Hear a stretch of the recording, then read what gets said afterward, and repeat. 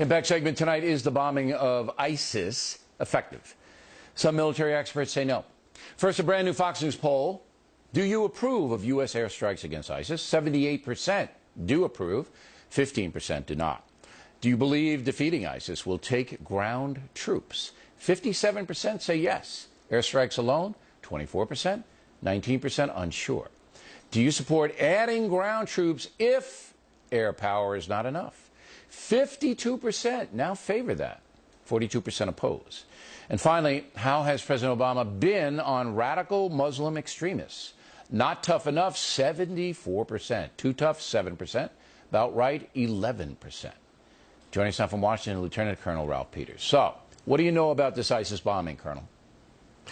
Well, a contact of mine at the U.S. Central Command, which is the key headquarters in the chain of command for this mission, anti-ISIS mission, said that staff officers there who are involved in this are so disheartened by the timidity and the weakness and the phoniness of it that they've christened it shock and yawn. And that's not military commentators like me making an editorial comment. That's the guys involved in planning the missions. Shock and yawn. And there's so much proof of it. Bill, the administration's so proud that they've done over 200 strikes in almost 2 months. A serious air campaign would have 200 strikes in the first day or two.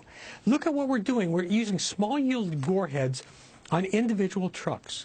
Right now, there's a perfect opportunity to really inflict damage, serious damage on the Islamic State militants up in Kobani, this Kurdish city that's besieged on the Turkish border.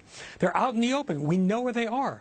What you do is you send in B-52s and you saturate the area with bombs the way we did successfully in Afghanistan and Iraq. And no, there are no, that's the point. The civilians have fled. They're across the border in Turkey, almost 200,000 of them at this point. We know we can see ISIS out in the countryside, but I am convinced that this president is determined to keep the body count low. And when reporters ask the Pentagon, well, okay, you've knocked out over 100 vehicles, well, how many terrorists have we killed? They won't give an answer. Well, I don't know if they know or not, but let me play devil's advocate on this. Look, you I do that these terrorists, modus operandi, what they do is that they hold people hostage, they hide behind people. It's not like they have camps that you can just bomb. So if we did do the B-52 thing and we did do the carpet bombing, we would kill civilians. Inevitably, that would happen. All right, now, number two, we don't have much eyes on the ground in Syria. We have some up in Kurdistan, in northern Iraq, but we don't have a lot of, precision target people saying, look, they're here, they're there, go get them. So I don't know if it's as easy as just saying, the Obama administration screwing it up, we should do X, Y, and Z. I think it's a little bit harder than that. Bill, of course it's hard. Some of it's easy, though. And reporters are standing on the Turkish border, and they can see the ISIS positions. This is one time when their artillery positions and other positions are out in the open, and they're not surrounded by civilians. And we're not doing anything. And, of course, President Obama undercut the mission by warning them 2 weeks in advance that we're coming to Syria. All right, so you basically feel like he doesn't have the stomach for this. And you may be absolutely right. I mean, it's a political scheme. It's a political ploy with November in mind. It is not a serious strike against ISIS. And by the way, Bill, you were talking about Ebola.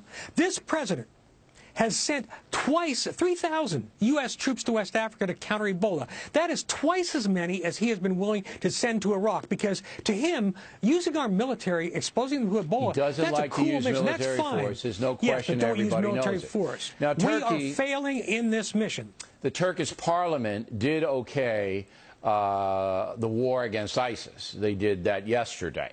Do you think that's going to make any difference?